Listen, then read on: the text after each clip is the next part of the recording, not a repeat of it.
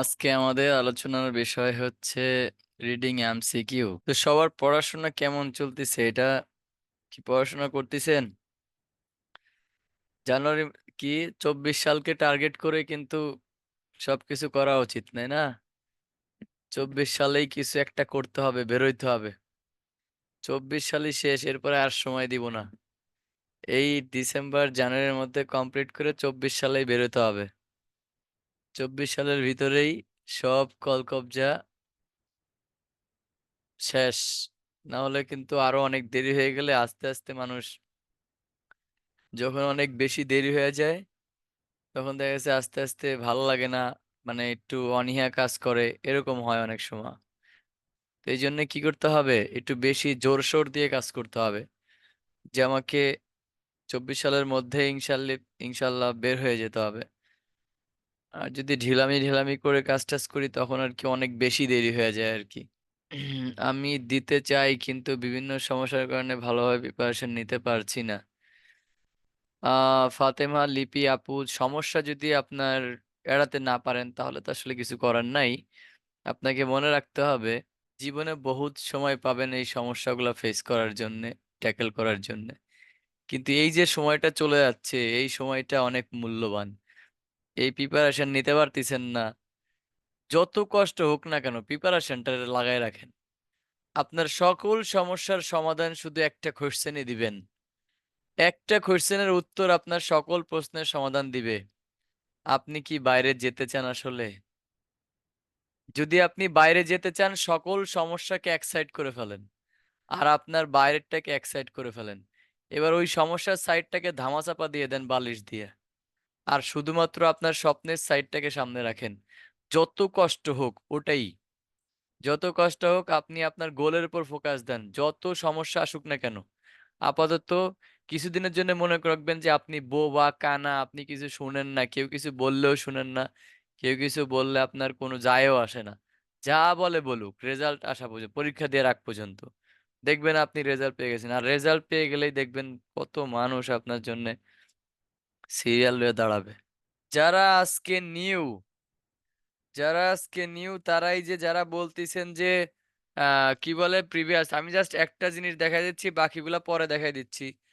যারা আজকে নিউ তারা একটা জিনিস খেয়াল করেন, এই যে আমাদের ইউটিউব চ্যানেল দেখেন, যারা আগের ক্লাসগুলো আছে কিন্তু 23 নম্বর ক্লাস, তার মানে 22টা ক্লাস কিন্তু আপনি মিস করছেন। এই 22টা ক্লাস কিন্তু আপনি এই যে আমাদের ফিজাইলস ইউটিউব চ্যানেলে যাবেন, যাওয়ার পরে প্লে লিস্টে যাবেন, প্লে লিস্টে দেখবেন IELTS 02 হিরো নামে একটা গাইডলাইন আছে, এখানে দেখেন এই কোনায় IELTS 02 হিরো গাইডলাইন। এই হিরো 2 গাইডলাইনে যাওয়ার পরে এটা ক্লিক করলে এই দেখেন এক থেকে শুরু করে এই যে 22টা একই ধরনের থাম্বনেইল, প্রত্যেকটা থাম্বনেইল একই রকম, যাতে সবাই বুঝতে পারে। 1 2 3 4 করে দিয়ে দিছি যাতে সবাই বুঝতে পারে।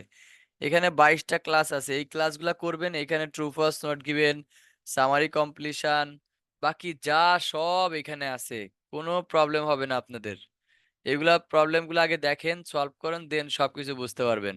আর প্রত্যেকটাই কিন্তু হোমওয়ার্ক দিয়ে আছে, কিছু না কিছু হোমওয়ার্ক দিয়ে আছে। সেই হোমওয়ার্কগুলো সাবমিট করবেন হচ্ছে গ্রুপে। এই যে আমাদের গ্রুপ দেখেন, 29,000, আমাদের আগামীকালকে 30,000 হয়ে যাবে, আপনারা সবাই 30,000 হয়ে যাবেন। এই যে আইএলটিএস প্রিপারেশন গ্রুপ ফিজ আইএলটিএস, এখানে সবাই সাবমিট করবেন কাজগুলো। এই যে সবাই কাজ করে করে এখানে সাবমিট করে দেখেন, এই যে ভিডিও করছে, এই যে কাজগুলো করে করে সাবমিট করছে, এই যে সবাই ভিডিও করছে, মানে স্পিকিং ভিডিও করেও সাবমিট করছে। এই যে দেখেন এই যে Good evening. Today is Prime Minister, Honorable Prime Minister এর of People সাউন্ড নাই Republic কেন? Bangladesh, Sheikh এখানে সব ভিডিও করে করে Hasina. পোস্ট দেয়। এই গ্রুপে যাবেন, গ্রুপে যায় দেখবেন সব ভিডিও পোস্ট দেয়। আর যত আপডেট পাবেন প্রতিনিয়ত, যত অফিসিয়াল আপডেট, সেটা হচ্ছে এই যে ফিজাইল পেজ, এই পেজটাকে লাইভ দিয়ে সাবস্ক্রাইব করে রাখবেন, কারণ এই পেজ থেকেই ভিডিও হয়, লাইভ হয়। এই যে 7,800 মেম্বার, এটা থেকে লাইভ হয়, এটা থেকে প্রতিনিয়ত লাইভ হয়।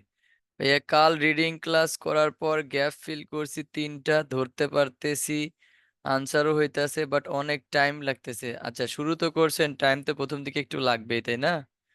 ধীরে ধীরে আস্তে আস্তে টাইমের কমে আসবে। টেনশন নিয়েন না, করতে থাকেন, সময় লাগুক, বাট আপনি প্রিপারেশন নিতে থাকেন, সময় লাগলেও প্রিপারেশন নিতে থাকেন, আস্তে আস্তে ঠিক হয়ে যাবে দেখবেন। ক্যামব্রিজ 11-এর যত আছে সব আমরা নাই করে ফেলবো একবারে। চলেন ক্যামব্রিজ 11-এর টেস্ট 4 প্যাসেজ 2, চলেন টেস্ট 4 প্যাসেজ 2 তে যাই। ওকে, পাওয়া গেছে। এখানে কয়টা আছে? এখানে 2, 4, 5টা আছে। ডান। এই 5টা প্রথমে সলভ করে ফেলি। তো এবার চলেন, আমাদের যে এমসিকিউ, রিডিং এমসিকিউ আর লিসনিং এমসিকিউ কিন্তু কাছাকাছি। রিডিং এমসিকিউ আর লিসনিং এমসিকিউ এর ভিতরে খুব বেশি পার্থক্য নাই। পার্থক্য একটা একটা হচ্ছে পড়ে পড়ে অ্যান্সার করতে হবে, আর একটা হচ্ছে শুনে শুনে অ্যান্সার করতে হবে। এটাই পার্থক্য। ওইখানেও আমাদের ক্রস দিয়ে দিয়ে অ্যান্সার রাইট করতে হয়, এখানেও আমাদের ক্রস দিয়ে দিয়ে অ্যান্সার রাইট করতে হবে। কোন অ্যান্সারটা সঠিক হবে সেটার থেকে বেশি প্রয়োজন হচ্ছে কোনটা ভুল হবে, মানে কোনটা হবে না। তো এখন প্রথম কাজ হচ্ছে আমাদের এই হেডিংটা দেখা, প্যাসেজের হেডিংটা দেখা যে এটা কি নিয়ে প্যাসেজটা। প্যাসেজটা হচ্ছে an introduction to film sound. দেখেন, an introduction to film sound, তার মানে কি ফিল্ম সাউন্ডের একটা ইন্ট্রোডাকশন, সূচনা, ফিল্ম সাউন্ডের সূচনা। আগে মুভি ছিল, আমরা তো মুভি দেখি, মুভির সাথে কি আছে, সাউন্ড আছে, এই যে সাউন্ড গুলো আমরা শুনি। তো এখন এরা বলতেছে যে এই সাউন্ডটা কবে থেকে শুরু হইলো, আর কি ইন্ট্রোডাকশনটা, মুভিতে সাউন্ডটা কবে থেকে শুরু হইলো, এই সব ব্যাপারে হয়েছে। তো আমরা ইন্ট্রোডাকশনটা, হেডিংটা দেখলাম। এবার চলে যাব হচ্ছে আমরা সেই আমাদের এই যে কোশ্চেনে, ইন দ্য ফার্স্ট প্যারাগ্রাফ। দেখেন, তাহলে এটা প্রথম প্যারাগ্রাফেই আছে, আমাদের প্রথম প্যারাগ্রাফেই আছে। তো এগুলা করার নিয়ম কি? এগুলা করার নিয়ম হচ্ছে প্রথমে আমরা কোশ্চেনটা পড়বো, কোশ্চেনটা পড়ে দেখবো এই কোশ্চেনটা কোন প্যারাতে আছে, সেই প্যারাতে আমরা যাব। যে প্যারাতে আছে সেই প্যারাতে যাওয়ার পরে আমরা এই অপশনগুলো আগে পড়বো না, কখনোই অপশনগুলো আমরা আগে পড়বো না। আমরা প্রথমে হচ্ছে কি দেখব, আমরা প্রথমে দেখব হচ্ছে এই হেডিংটা বা কোশ্চেনটা কি, তারপরে দেখি আমরা প্যারাতে যাব, যে আমরা ওইখানে প্যারা পড়বো, প্যারাতে পড়ার পরে তারপরে এসে এখানে দেখবো যে কোনটা নিয়ে ওইখানে কথা বলছে। যেটা নিয়ে কথা বলছে সেটা আমরা রাখবো, আর বাকিগুলা একটা একটা করে কেটে দিব, পড়বো আর কেটে দিব, এইভাবে। তো এখন একটা কথা মাথায় রাখতে হবে, every single question has a paraphrase. Every single question has a paraphrase, প্রতিটা কোয়েশ্চেনের জন্য প্যারাফ্রেজ থাকবে। তো আগেই খাতা কলম রেডি করে ফেলেন, প্যারাফ্রেজের খাতা কলমটা রেডি করেন সবাই। সবাই কি প্যারাফ্রেজের খাতা রেডি করছেন? কারা কারা প্যারাফ্রেজের খাতা রেডি করছেন বলেন তো? প্যারাফ্রেজের খাতা কারা কারা রেডি করছেন জুমে? Yes, very good. প্যারাফ্রেজের খাতা রেডি করেন, কারণ প্রতিটা কোশ্চেনে প্যারাফ্রেজ আছে, প্যারাফ্রেজ লিখে রাখতে হবে, প্যারাফ্রেজ না লিখলে পারবেন না। ওকে, তো চলেন এবার হচ্ছে কি, in the first paragraph the writer makes a point. প্রথম প্যারাগ্রাফে রাইটার্স একটা পয়েন্ট তৈরি করছে। দেখেন, রাইটার মেক্স আ পয়েন্ট, প্রথমে এখানে যে কথাটা বলছে যে প্রথম প্যারাগ্রাফে রাইটার একটা পয়েন্ট, একটা উক্তি দিছে, একটা পয়েন্ট তৈরি করা মানে কি, সে একটা কথা বলছে। তো কি কথা বলছে সে, এটা আমাদের জানা দরকার। কোন ধরনের কথা বলছে বা কি কথা বলছে এটা আমাদের জানতে হবে। তো এখন দেখেন, তো প্রথম প্যারাগ্রাফে এটা, আর দ্বিতীয়টা কি, দ্বিতীয় হচ্ছে হামফেরি বোগার্ট। ওকে, ঠিক আছে, হামফেরি বোগার্ট আমরা এখানে দেখলাম। তো চলেন এবার আমরা প্রথম প্যারাগ্রাফে চলে যাব। আমাদের কাজ হচ্ছে প্রথমে আমরা প্যারাগ্রাফ দেখে এই প্যারাগ্রাফ এখানে পড়বো, দেন হচ্ছে ওখানে যে মিলাবো। আগেই অপশনগুলো দেখবো না আমরা, কখনোই আগেই অপশনগুলো দেখবো না।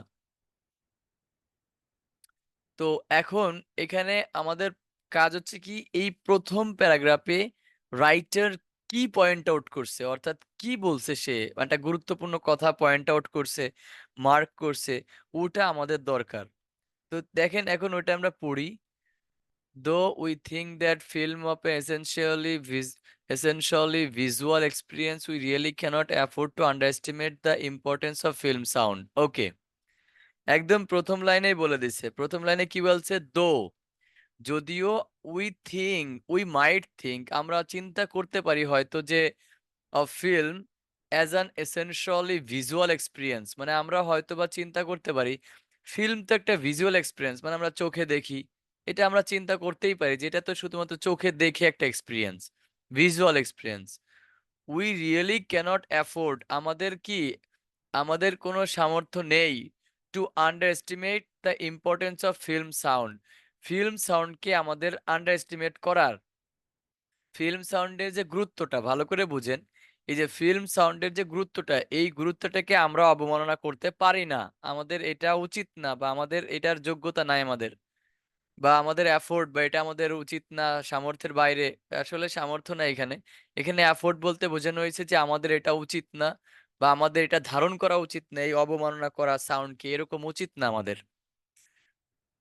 তো তো এটার দ্বারা কি বুঝাইলো? প্রথম লাইনেই বুঝাইছে যে ফিল্ম সাউন্ডটা আমরা যদিও মুভি যে আমরা দেখি, যদিও এটা ভিজুয়াল, মানে কি আমরা চোখে দেখি, তো যদিও এটা ভিজুয়াল, কিন্তু এটাকে আমরা কি করতে পারবো না? আন্ডার এস্টিমেট করতে পারবো না, এটাকে আমরা অবমূল্যায়ন করতে পারবো না, এরকম কথা বলছে।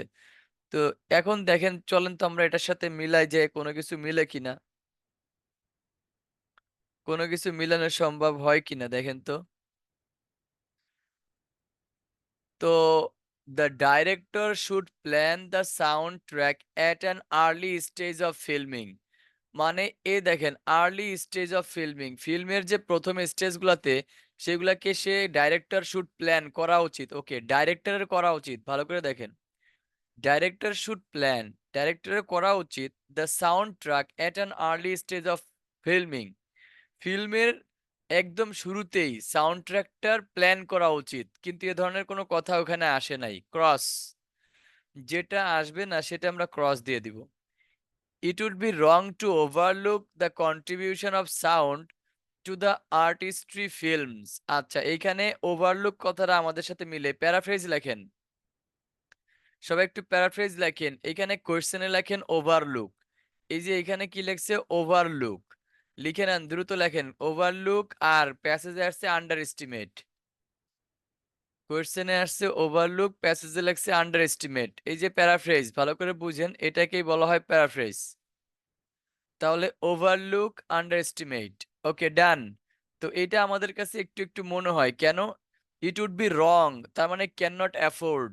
দেখেন আবার লেখেন, এই যে উড বি রং, এটাকে লেখেন, কোশ্চেনে আছে উড বি রং, আর এখানে আছে ক্যানট অ্যাফোর্ড। ভালো করে লেখেন, এই যে নেগেটিভ, ওখানেও কিন্তু নেগেটিভ, দেখেন নেগেটিভ নেগেটিভ কত কানেকশন দেখছেন? নেগেটিভের অনেক কানেকশন আছে, এটা আপনারা বুঝতে পারবেন, খুব দ্রুতই ধরতে পারবেন। যারা ধরার চেষ্টা করবেন তারা ধরতে পারবেন, আর যারা ধরার চেষ্টা করবেন না, তাদের নেটওয়ার্কের বাইরে দিয়ে যাবে এগুলা। তো দেখেন কি বলছে, ইট উড বি রং মানে হচ্ছে ক্যানট অ্যাফোর্ড, ওভারলুক মানে হচ্ছে আন্ডার এস্টিমেট। ওকে, তো এটা গেল আমাদের কাছে, এটা একটু একটু মনে হচ্ছে রাখলাম, পরেগুলা দেখি। The music industry can have a beneficial influence on sound health, মানে হচ্ছে সাউন্ডের উপরে, ফিল্মে যে সাউন্ড থাকে সেটার উপর বেনিফিশিয়াল ইনফ্লুয়েন্স আছে, এইরকম ধরনের কথা এখনো আমরা পড়ি নাই, এখনো পাই নাই যে বেনিফিশিয়াল আছে, উপকারিতা আছে, এরকম কিছু। It is important for those working on the sound in a film to have sole responsibility for it, মানে যারা সাউন্ডের জন্য কাজ করে তাদের একটা এটাই একমাত্র দায়িত্ব হওয়া উচিত, এ ধরনের কথাও পাইনি আমরা। তাহলে ক্রস, ডেফিনেটলি বি নম্বরটাই অ্যান্সার। কেন? ইট উড বি রং, এটা একটা ভুল হবে। ইট উড বি রং, এটা একটা ভুল হবে টু ওভারলুক, এটাকে অবমাননা করা।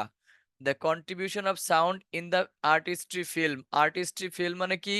ফিল্মের সাউন্ডের উপরে যে এই যে শৈল্পিক যে শিল্পের, ফিল্মের যে শিল্পটা, এই শিল্পের যে সাউন্ড, এই সাউন্ডের যে কন্ট্রিবিউশন, অবদান, অর্থাৎ মুভিতে সাউন্ডের যে অবদানটা আছে, সেই অবদানটাকে আমাদের কি করা উচিত না? ওভারলুক করা উচিত না, অবমাননা করা উচিত না। এখানে দেখেন তো কন্ট্রিবিউশন কি কি বলছে? The importance of film sound, এই যে দেখেন, the importance of film sound হচ্ছে দ্য কন্ট্রিবিউশন অফ সাউন্ড। এই যে ই করেন, প্যারাফ্রেজ লেখেন। এখানে বলছে the contribution of the sound, আর ওইখানে বলছে the importance of the sound, same জিনিস। প্যারাফ্রেজ দেখেন, দেখেন একটা কোয়েশ্চেনের প্রতিটা ওয়ার্ডই প্যারাফ্রেজ করা। দেখেন এই অ্যান্সারটার প্রত্যেকটা ওয়ার্ডই প্যারাফ্রেজ করা। ইট উড বি রং মানে হচ্ছে ক্যানট অ্যাফোর্ড, ওভারলুক এটা হচ্ছে আন্ডার এস্টিমেট, কন্ট্রিবিউশন মানে অবদান, এটা গুরুত্ব মানে ইম্পর্টেন্স, সাউন্ড তো সাউন্ডই আছে। আর্টিস্ট্রি ফিল্ম মানে হচ্ছে ওই যে ফিল্ম, ওখানে ফিল্মই আছে। এখানে জাস্ট আর্টিস্ট্রি মানে মুভির শিল্প বা চলচ্চিত্রের যে শিল্প এটাকে বোঝানো হয়েছে। আর কিছুই না। ওকে, ডান। তো আমরা একটা বুঝতে পারলাম। পরেরটা চলেন, এবার পরেরটা আবার পড়ি। On reason that the writer refers to Humphrey Bogart is to exemplify. দেখেন, একটা রিজন প্রকাশ করছে। এই যে অন রিজনটা এটাকে মার্ক করেন। অন রিজনটা প্রকাশ করছে।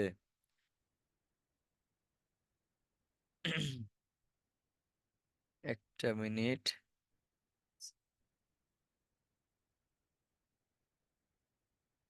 আচ্ছা, এখানে বলছে যে on reason that the writer refers to, মানে একটা কারণ যা রাইটার রেফার্স টু, রাইটার বোঝাইছে হামবেরি বোগার্ট কে কেন, ইজ টু এক্সেম্পলিফাই। আচ্ছা, এখন এক্সেম্পলিফাই মানে কি? এক্সেম্পলিফাই মানে হচ্ছে ব্যাখ্যা করা, উদাহরণ দেওয়া, উদাহরণস্বরূপ কোনো কিছু বলা, এরকম টাইপ বোঝায়। এক্সাম্পলিফাই মানে এক্সাম্পল। টু এক্সাম্পলিফাই একটা এক্সাম্পল রূপে, এক্সাম্পল হিসেবে হামবেরি বোগার্টকে রেফারেন্স করা হয়েছে একটা কারণ। তো সেই কারণটা কি সেটা আমাদের বের করতে হবে। টু এক্সাম্পলিফাই কি উদাহরণস্বরূপ বলছে, কি ব্যাখ্যা করছে, কি তারা কি বলে আর কি, মানে ওইটাই উদাহরণ আর কি, উদাহরণ দিছে, কি ধরনের উদাহরণ দিছে এখানে সেটা দেওয়া আছে। তাহলে কোয়েশ্চেনটা কি বলছে? অবশ্যই কোয়েশ্চেনটা ১০০ বুঝতে হবে। আপনি যদি কোয়েশ্চেন ভালো করে না বুঝেন তাহলে কিন্তু অ্যান্সার করতে পারবেন না। বারবার একটা কথা আমি বলি, কোয়েশ্চেন ১০০ বুঝতে হবে। কোয়েশ্চেনে যদি আপনার চুল পরিমাণ ঘাটতে থাকে, বুঝতে না পারেন, তাহলে কখনোই আপনি অ্যান্সার সঠিকটা বের করতে পারবেন না। So be careful to the meaning of the question. Be careful to the meaning of the question.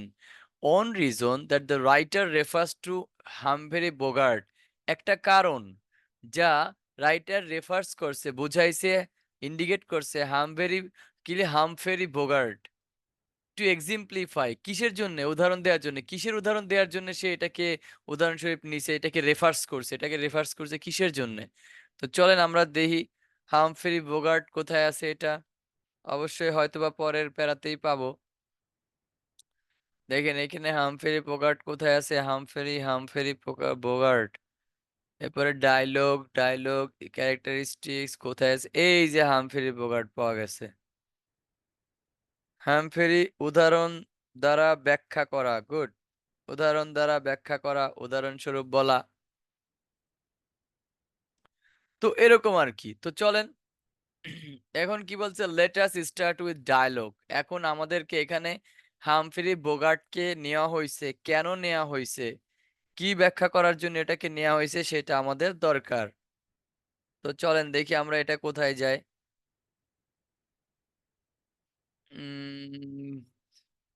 As the case with stage drama dialogue নাই, এখানে মোটিভেশন ফিলিংস ওফেন। ওকে, আমরা এই লাইন থেকে নেই, ওফেন থেকে নেই, কারণ ওফেন থেকে শুরু করি। দাস ফর এক্সাম্পল, এই যে for example, Das for example নিছে। তো প্রথম লাইনে কি বলছে? Often with film characterization the audience perceives little or no difference between the character and the actor। মানে হচ্ছে ক্যারেক্টার এবং অ্যাক্টরের মধ্যে কোনো পার্থক্য নাই, নো ডিফারেন্স, কোনো পার্থক্য নাই। দাস ফর এক্সাম্পল, এটা একটা এক্সাম্পল হিসেবে নিলে দ্য অ্যাক্টর হামফ্রি বোগার্ট, আচ্ছা হামফ্রি বোগার্ট একজন অ্যাক্টরের নাম। দাস ফর হামফ্রি বোগার্ট, অর্থাৎ এখানে কি বলছে?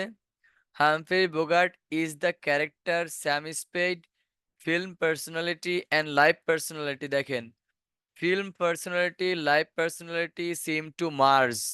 মার্জ মানে একত্রিত হওয়া। এখানে বলতেছে ফিল্ম পার্সোনালিটি, অর্থাৎ মুভিতে তার যে ব্যক্তিত্ব আর তার অ্যাকচুয়াল লাইফের যে ব্যক্তিত্ব, সিম টু মার্জ মনে হচ্ছে একই হয়ে গেছে, একরকম।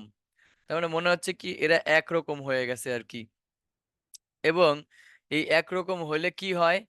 Perhaps this is because the very texture of performer's voice applies an element of character। মানে এই পারফরম্যান্স ভয়েসটা কি করতেছে? সাপ্লাই দিচ্ছে an element of character, একটা ক্যারেক্টারের একটা উপাদানকে সাপ্লাই করতেছে। তাহলে কি বুঝলাম?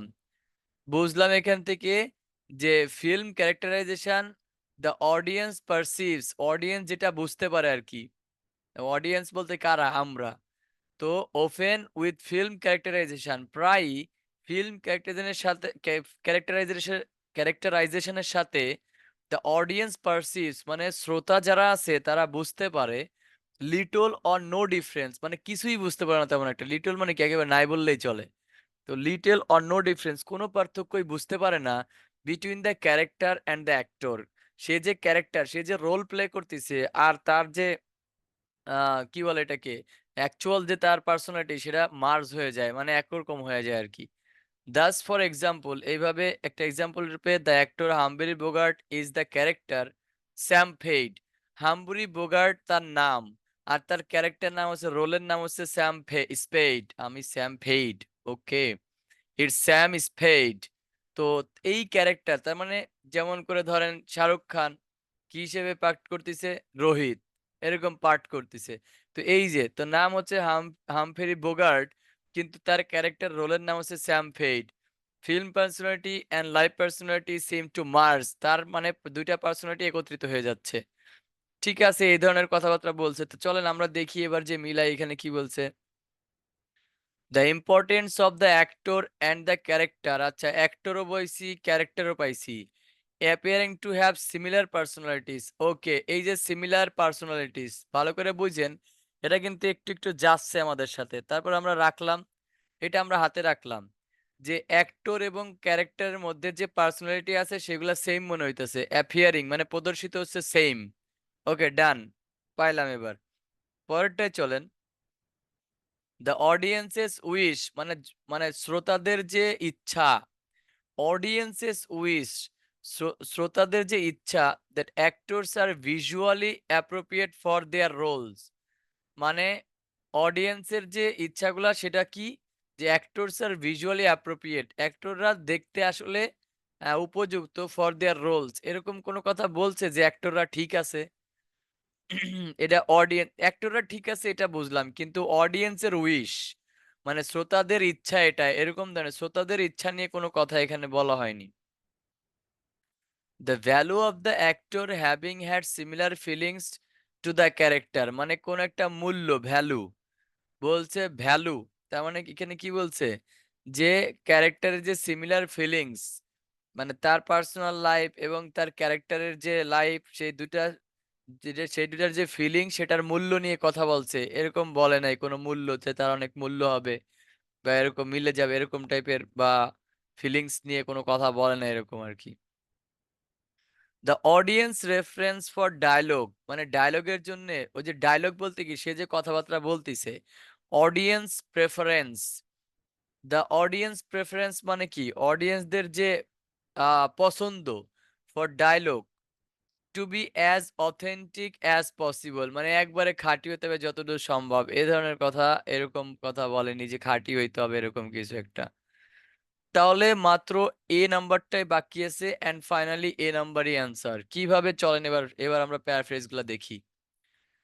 The importance of the actor and the character appearing, এই যে প্রদর্শিত হয়, এই যে প্রদর্শিত হয় হ্যাভ সিমিলার পার্সোনালিটিস। এবার দেখেন এই যে সিমিলার পার্সোনালিটিস মানে কি, চলেন সিমিলার পার্সোনালিটিস মানে কি। সিমিলার পার্সোনালিটিস হচ্ছে এই যে দেখেন যে film personality R live personality seem to merge, তার মানে ওইখানে সিমিলার পার্সোনালিটি বলতে এই film personality R live personality seem to merge, এই পুরোটাই প্যারাফ্রেজ এটার। সিমিলার পার্সোনালিটি মানে কি, ফিল্মে আর লাইফে কিন্তু একই ধরনের, তার মানে কি সিমিলার। সিম টু মার্জ মানে কি, সিমিলার মানে একত্রিত হয়ে যাওয়া। তো বিকাম অন, একটা হয়ে গেছে। সুতরাং এটা হচ্ছে সিমিলার পার্সোনালিটিস এর paraphrase, film personality and life personality seem to merge, এটা হচ্ছে তার প্যারাফ্রেজ। আর এর আগে যে বলছে যে এই যে এখানে বলছিল characterization perceive little or no difference between character and actor, তার মানে এই যে হচ্ছে কোনো পার্থক্য নাই তাদের মধ্যে, এখানে দেন পুরোটাই কিন্তু তার মানে একই বোঝাচ্ছে, কোনো পার্থক্য নাই এখানে, পুরোটাই একই। দেখছেন, পুরোটাই একই।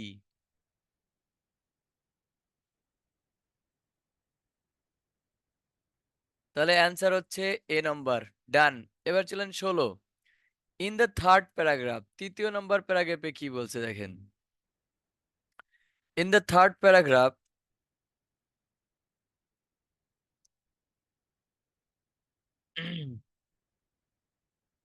the writer suggested that, আচ্ছা, তৃতীয় নম্বর প্যারাগ্রাফে রাইটার কিছু সাজেশন দিছে। কি সাজেশন দিছে চলেন আমরা দেখে আসি। কি সাজেশন দিছে? When voice textures the performer's physiognomy and gesture, এই যে ফিজিওনমি and gesture, দেখেন ফিজিওনমি হচ্ছে দেহতত্ত্ব, দেহের যে গাঠনিক স্ট্রাকচার এগুলো বলা হয় ফিজিক বা ফিজিওনমি। অ্যান্ড জেস্টার্স মানে কি, আপনার যে অঙ্গভঙ্গি এগুলাকে বলা হয় জেস্টার। তো কি বলছে? When voice textures fit, voice textures মানে কি, মানে আপনি যে ধরনের ভয়েসটা করতে চাচ্ছেন, এখন সিনেমায় রাগী একটা ভয়েস হবে, তারপরে ঠান্ডা ভয়েস হবে, বিভিন্ন ধরনের ভয়েস থাকে। তো এইভাবে আমরা কি করব? আমরা প্রথমে হচ্ছে কি, ওই যে রাইটার কি সাজেশন দিছে, when voice textures fit the performer's physiognomy and gestures, a whole, কি বলছে দেখেন, a whole and very realistic persona emerges. ওকে, এইখানেও আবার emerges দিছে।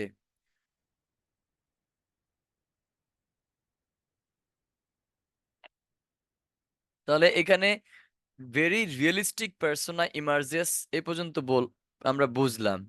দেন হচ্ছে কি বলছে তৃতীয় নম্বরের তো প্যারা, এটা তৃতীয় নম্বর প্যারা না? কি সাজেশন দিছে আমাদের রাইটার, সাজেশন কি দিছে সেটাই তো পাচ্ছি না।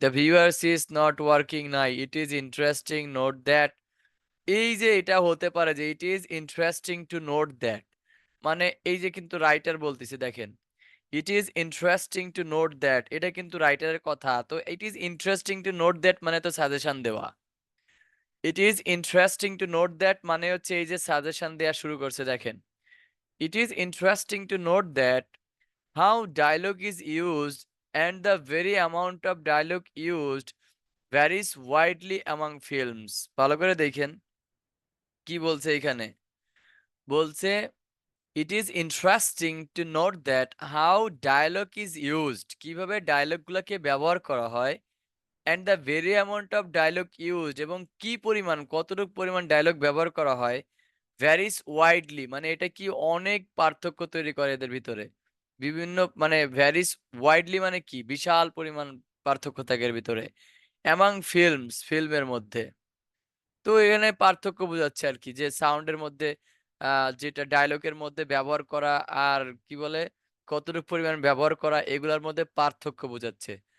For example, in the highly successful science fiction film 2001, little dialogue was evident, দেখেন ছোট ছোট ডায়লগ গুলা কি স্পষ্ট ছিল, little dialogue was evident. Oh sorry, এখানে তো লিটল বলতে নেগেটিভ বুঝাইছে, দেখছেন এই যে কি কি বড় ভুল একটা করতে গেছিলাম, এখানে আমি লিটল বলতে ছোট বুঝাচ্ছি, এখানে লিটল বলতে আসলে নেগেটিভ বুঝাচ্ছে। দেখেন বলছে, ও গড কই গেল এটা, এত আচ্ছা এই যে বলছে little dialogue is was evident মানে কোনো ডায়লগই স্পষ্ট ছিল না। দেখেন কোনো ডায়লগই স্পষ্ট ছিল না তাই বলতেছে এখানে, লিটল ডায়লগ ওয়াজ এভিডেন্ট কোনো ডায়লগই স্পষ্ট ছিল না, অ্যান্ড মোস্ট অফ ইট ওয়াজ ব্যানাল। ব্যানাল মানে কি বলেন? মোস্ট অফ ইট ওয়াজ ব্যানাল, কে জানেন ব্যানাল মানে? এই ব্যানাল মানে জানলেই দেখবেন অনেকটা অ্যান্সার আপনার মনে করেন যে কাছায় যায়। ব্যানাল মানে হচ্ছে একদম তুচ্ছ, মামুলি, গুরুত্ব দেওয়া হয় না, এরকম আর কি। মানে কি বলে এটা কি মানে আকর্ষণহীন, মানে কোনো মজা নাই আর কি, এরকম টাইপের বোঝায়। সাধারণ, হ্যাঁ হতে পারে সাধারণ, একবারেই তুচ্ছ। তো বলছে লিটল ডায়লগ ওয়াজ এভিডেন্ট, কোনো ডায়লগই এরকম স্পষ্ট ছিল না। মোস্ট অফ ইট ওয়াজ ব্যানাল, এটা একদম পুরো সাধারণ তুচ্ছ, একদম সিম্পল ছিল। And of little intrinsic interest মানে এটার মধ্যে একেবারেই মানে অন্তর্নিহিত কোনো তেমন কোনো আকর্ষণ ছিল না বললেই চলে। ঠিক আছে, অনেক কিছু পড়লাম, তাহলে এখন দেখি আমরা যাই, চলেন তো এবার অপশন মিলাই। অপশন কি বলছে দেখেন, বলছে audience are likely to be critical to film dialogue that does not reflect their own experience. ও আচ্ছা, এখানে বলছে অডিয়েন্সরা লাইকলি টু বি ক্রিটিক্যাল। তারা একটু কি হয়ে যায়? একটু ক্রিটিক্যাল হয়ে যায়। সম্ভাব্য থাকে যে তারা একটু অন্যরকম চিন্তাভাবনা করবে। ফিল্ম ডায়ালগের that doesn't reflect their own experience, যা তাদের নিজেদের এক্সপেরিয়েন্সকে কি করে না? প্রভাবিত করে না, রিফ্লেক্ট করে না। তো audience are likely to be critical, তারা অনেক বেশি এরকম মানে শ্রোতারা এরকম হয়ে যাবে, এ ধরনের কোনো কথা আমরা ওইভাবে দেখতে পাচ্ছি না। আমরা ফিল্মের ভিতরে যে ডায়ালগগুলা সেগুলা ত্রুটি দেখতে পাচ্ছি। দেন তাহলে এটা আমরা ক্রস দিতে পারি। বি নাম্বার গেছে film dialogue that appears to be dull may have a specific purpose. Okay. Film dialogue that appears to be dull. এখানে অ্যাপিয়ার্স টু বি ডাল দ্বারা একটা জিনিস বোঝা যায়। সেটা হচ্ছে কি এই যে অ্যাপিয়ার্স টু বি ডাল, ভালো করে খেয়াল করেন। Film dialogues that appear to be dull. Dull মানে কি? একবারে মানে মানে মনমরা, ভাল লাগে না এরকম কিছু একটা। মানে একদম এটাও কিন্তু সাধারণের ভিতরে। তার মানে কি ওই যে ওইখানে যে ব্যানাল কথাটা বলছে ব্যানাল। ব্যানাল মানে কি? একবারে আকর্ষণহীন, ভাল লাগে। এখন আকর্ষণহীন হইলে আপনি তো বোরিং হয়ে যাবেন, তাই না? আকর্ষণহীন হইলে তো আপনি বোরিং হয়ে যাবেন। তো এখানে কি বলছে 11 টেস্ট 4, হ্যাঁ টেস্ট 4 এর প্যাসেজ 2 এটা। তো বলছে ফিল্মের যে ডায়লগ গুলো আছে সেটা প্রদর্শন হচ্ছে কিভাবে? একদম boring. May have a specific purpose, এটারও কোনো উদ্দেশ্য থাকতে পারে। তার মানে এই যে ডাল বা এরকম ডায়লগের কিন্তু উদ্দেশ্য আছে। ঠিক আছে, অ্যাপিয়ার্স টু বি যেহেতু ডাল, এটাকে আমরা এতটুকুর সাথে মেলে আমরা এতটুকু রাখলাম। পরেরগুলা দেখি। Film makers very considerably in the skill with which they handle dialogue, তারা very considerably skill বলছে, তাদের এরকম কোনো কথা বলে নাই যে ফিল্ম মেকারদের অনেক বেশি তারা দক্ষ, তারা কিভাবে হ্যান্ডেল করবে ডায়লগ, এ ধরনের কথা বলেনি এখানে। The most successful film are those, দেখেন, the most successful films are those with dialogue of a high quality, যারা হাই কোয়ালিটি ডায়লগ থাকে তারাই সাকসেসফুল হয়, এ ধরনের কোনো কথা এখানে কম্পারিজন করা হয়নি। তার মানে একমাত্র বি নাম্বারই বাকি আছে। Film dialogue that appears to be dull may have a specific purpose. তাহলে লিখে রাখেন অ্যাপিয়ার্স টু বি ডাল, এটার মানে হচ্ছে ব্যানাল। অ্যাপিয়ার্স টু বি ডাল মানে হচ্ছে ব্যানাল। এবার এই যে যে মে হ্যাভ এ স্পেসিফিক পারপাস, এটার জন্য কি ইউজ করছে ওরা দেখি। স্পেসিফিক পারপাস কেন ইউজ করছে?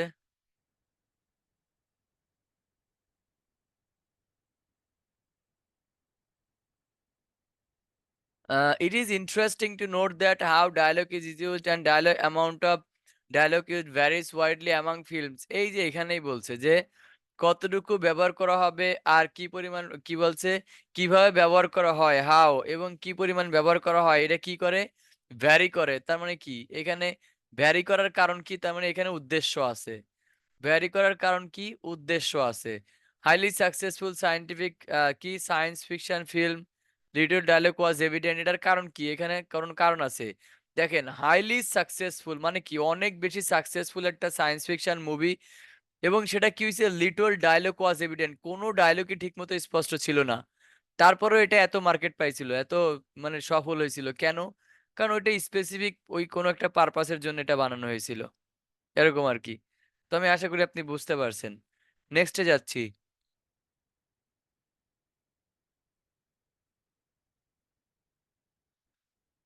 What does the writer suggest about bringing Up baby? Bringing Up baby নিয়ে রাইটার কি কথা বলছে? ব্রিংিং আপ বেবি নিয়ে রাইটার কি ধরনের মন্তব্য করছে এটা আমাদের লাগবে, এবং সেটা এই যে এটা যেহেতু ব্রিংিং আপ বেবি এত বড় করে দেওয়া, সুতরাং আমরা এটা ডাইরেক্ট প্যাসেজে গিয়ে খুঁজে পাবো। তো কি বলছে ব্রিংিং আপ বেবি? তো চলেন আমরা একটু দেখি। ও নিচে যাই কেন, উপরে ব্রিংিং আপ বেবি নিয়ে কি বলছে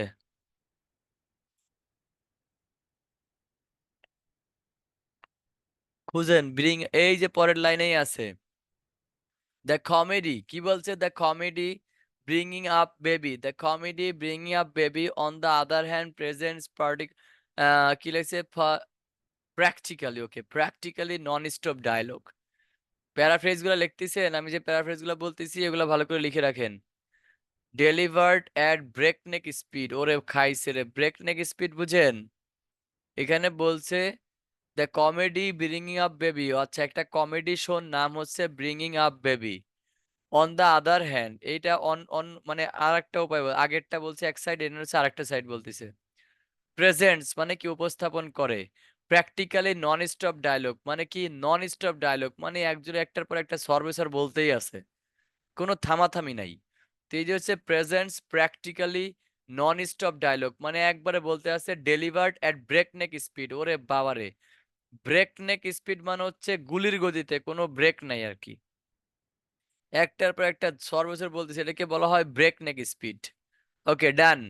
তাহলে ব্রিং আপ বেবি একটা কমেডি শো, যেখানে কিনা উপস্থাপন প্রেজেন্ট উপস্থাপন করে প্র্যাকটিক্যালি নন স্টপ ডায়লগ মানে হচ্ছে নন স্টপ ডায়লগ গুলাকে এখানে উপস্থাপন করে ডেলিভার্ড অ্যাট ব্রেকনেক স্পিড, যেটা কিনা ওই ডায়লগটাকে ডেলিভার করতেছে কিসে, প্রচুর পরিমাণে স্পিডে, এরকম টাইপের কথা বলতেছে।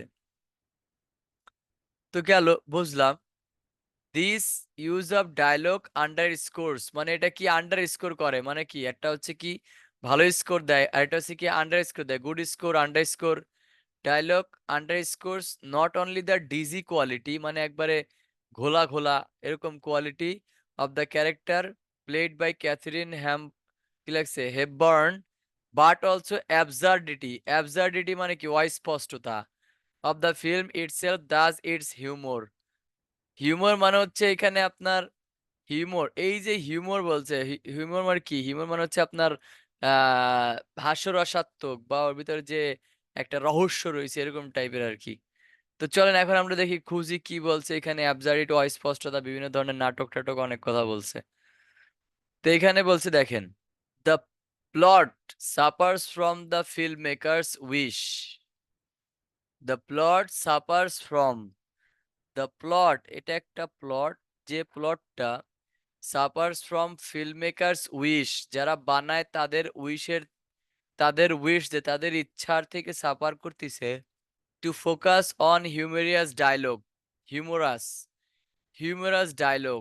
তো এটা কি বুঝাইলো, যে এখানে যে প্লটটা ছিল সেটা সাফার করতেছে কার থেকে, ফিল্ম মেকারদের উইশ থেকে, তাদের ইচ্ছার জন্য এটা সাফার করতেছে। কেন, to focus on humorous dialogue, তার মানে কি ওই যে যে হাস্যরসাত্মক ডায়লগের উপর ফোকাস করার কারণে, ফোকাস করতে গিয়ে তাদের যে উইশ সেটা কি সাফার করতেছে, কিসের কে সাফার করতেছে, প্লট। তো এরকম ধরনের কোনো কথা বলছে যে এটা সাফার করতেছে ফিল্ম মেকারদের উইশদের জন্য, এরকম কোনো কথা আসেনি। The dialogue helps to make it one of the best comedy films ever produced. ওরে বাবা রে বাবা, সাকসেসফুল বলছে কিন্তু এভার প্রডিউস এর থেকে পূর্বে আর কোনো প্রডিউসড হয় নাই এ ধরনের কথা তো বলে নাই, যেটাই সেরা এর আগে এরকম আর কোনো কিছু হয় নাই তা কি বলছে, এটা সাকসেসফুল এটা বলছে কিন্তু এর আগে হয় নাই এরকম টাইপের কোনো কথা তো এখানে আসে নাই। দেয়ার ইজ এ মিসম্যাচ, এখানে একটা কি আছে, মিসম্যাচ আছে, বোঝার ভুলভ্রান্তি আছে, মিসম্যাচ আছে between the speed and the dialogue and the speed of action. Okay, আমরা তো স্পিড পড়ছিলাম ঠিক আছে, কিন্তু স্পিড আর ডায়লগের মধ্যে মিসম্যাচ আছে তা তো পড়ি নাই আমরা। স্পিড আছে তা শুনছি, ডায়লগ আছে তাও শুনছি, স্পিড অফ অ্যাকশন তাও শুনছি, কিন্তু এদের মধ্যে মিসম্যাচ আছে, ভুলভ্রান্তি আছে, ঠিকঠাক মিলে নাই তা তো আমরা শুনি না। এটা কি তাহলে থাকলো কি ডি নাম্বার, তাহলে ডি নাম্বার না হলেও অ্যান্সার কিভাবে দেখেন চলেন। The nature of the dialogue না, ডায়লগের যে প্রকৃতি, এমফ্যাসিস কি এলিমেন্টস অফ দ্য ফিল্ম মানে হচ্ছে কি এলিমেন্টস অফ দ্য ফিল্ম দ্বারা কি বোঝাচ্ছে, একটা ফিল্মের মধ্যে যা আছে তার ওই উপাদানগুলোর উপর নির্ভর করেই হচ্ছে একটা ডায়লগের নেচার প্রকৃতি তৈরি করা হয়। এখন এটার সাথে কোন জায়গা মেলে আমাদের, আপনি চলেন আপনার একটু দেখাই, প্যারাফ্রেজ গুলা লেখেন, এখন প্যারাফ্রেজ লেখেন।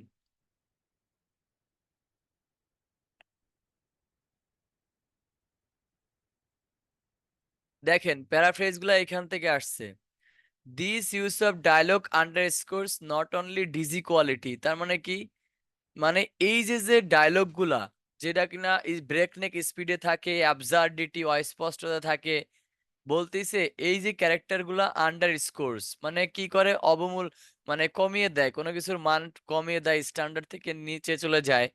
Not only the dizzy quality মানে হচ্ছে কি ওই যে যে dizzy quality and of the character, ক্যারেক্টারের dizzy quality played by Katharine Hepburn, but also the absurdity, তাহলে কি করে আরো আরো আন্ডারস্কোর করে। কিসের আন্ডারস্কোর করে?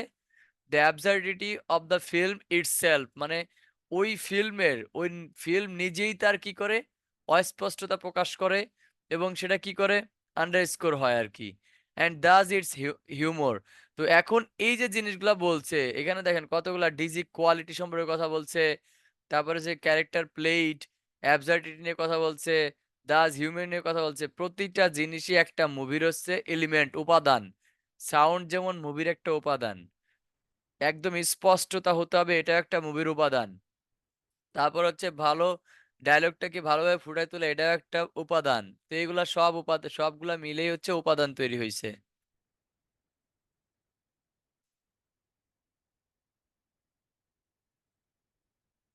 তাহলে কি এলিমেন্টস এসে এটা the nature of the dialogue, emphasis, কি এলিমেন্টস অফ দ্য ফিল্ম, ফিল্মের কি এলিমেন্টস নিয়ে কি করছে জোর দিছে, কোন কোন জিনিসগুলা লাগবে সেগুলোর উপর জোর দিছে। ওকে ডান। তাহলে এই যে প্যারাফ্রেজ, এখানে প্যারাফ্রেজ কি? প্যারাফ্রেজ পুরো কোশ্চেনটা এখানে প্যারাফ্রেজ, আসলে এখানে কোশ্চেনটা পুরোটাই প্যারাফ্রেজ। এটা পুরো কোশ্চেনটাই প্যারাফ্রেজ 9 লেভেল। এটা এটা 9 লেভেলের একটা ব্যান্ড এই কোশ্চেনটা। তো পুরোটাই প্যারাফ্রেজ করে দেওয়া আছে। Last on the writer refers to the click, এই যে ইনভার্টেড কমা একদম হুবহু এরকম পেয়ে যাবেন, ইনভার্টেড কমা থাকলে এরকম হুবহু পেয়ে যাবেন। তো চলেন কি বলছে, the writer refers to the click of a door to make the point that realistic sounds. আচ্ছা, রাইটার কি করছে? refers to the click of a door, মানে একটা দরজাতে একটা ক্লিক রেফার করছে টু মেক দ্য পয়েন্ট, একটা পয়েন্ট তৈরি করার জন্য, একটা কথা উল্লেখ করার জন্য, that realistic sounds dash, realistic sounds dash কি হবে? Realistic sound dash. তো ঠিক আছে, চলেন আমরা দেখে আসি রিয়েলিস্টিক সাউন্ডস কোথায় আছে কোশ্চেন। এখানে ক্লিক কোথায় আছে? ক্লিক খোঁজেন, ক্লিক।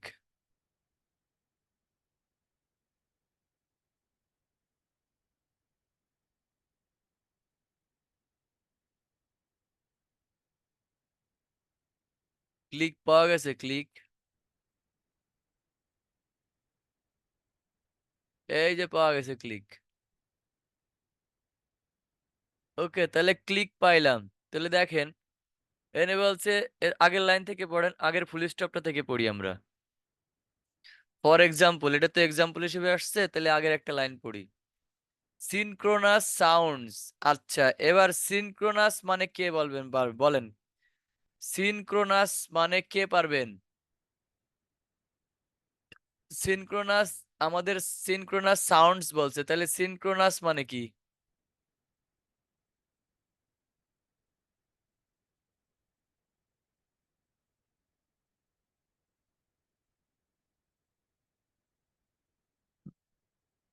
অনেকে এটার সিনোনিম পারেন, আমি জানি সিনক্রোনাসের সিনোনিম অনেকে পারে। সিনক্রোনাসের সিনোনিম অনেকেই পারে, অনেকেই। কিন্তু সিনক্রোনাসটার মানে অনেকেই জানে না। আচ্ছা ওকে, এই সিনক্রোনাস মানে হচ্ছে সিমুলটেনিয়াসলি। আপনারা ওই যে সিমুলটেনিয়াসলি পড়ছেন না একসাথে, together, together, yes together. Together আর সিমুলটেনিয়াসলি, এই দুটো হচ্ছে সিনক্রোনাসের সিনোনিম। দেখেন, synchronous sounds contribute to the realism of film and also help to create a particular atmosphere. দেখছেন, তার মানে সাউন্ডস কি করে? অবদান রাখে রিয়েলিজম অফ দ্য ফিল্ম, ফিল্মের যে বাস্তববাদটা সেটার উপরে কি রাখে? অবদান রাখে। এবং help to create a particular atmosphere, একটা নির্দিষ্ট পরিবেশ, একটা বিশেষ পরিবেশ তৈরি করতে সাহায্য করে কে? এই সাউন্ডস। তাহলে এই যে বুঝলেন এবার।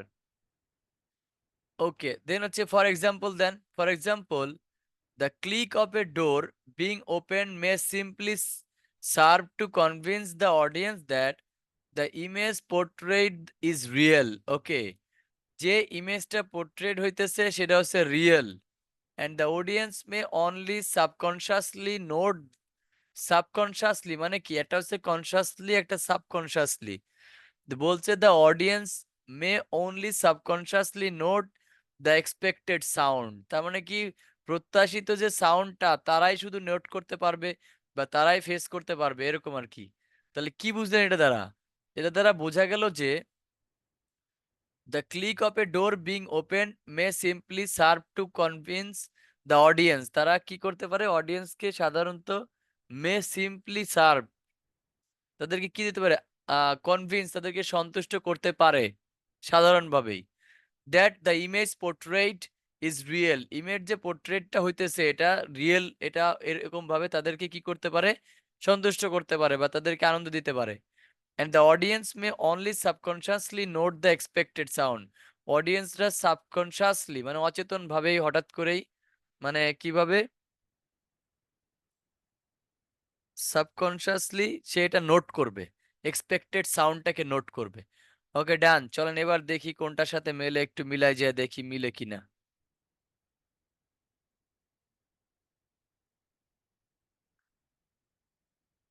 কি বলছে?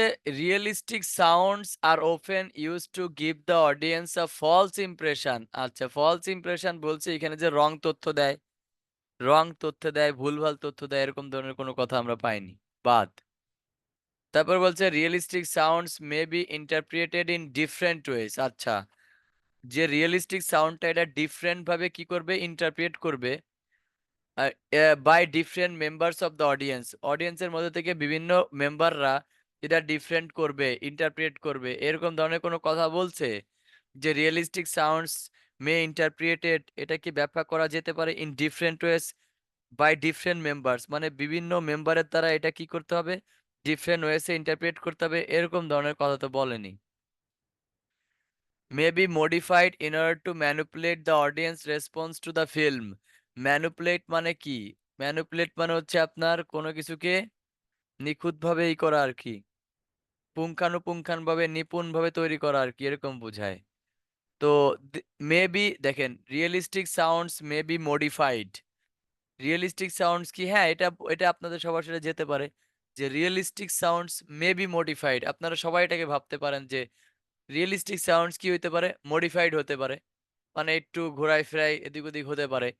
ইন অর্ডার টু ম্যানিপুলেট মানে কি? একদম নিপুণ ভাবে করার জন্য the audience response to the film, ফিল্মের প্রতি অডিয়েন্সের যে রেসপন্স সেটাকে নিপুণ ভাবে একদম।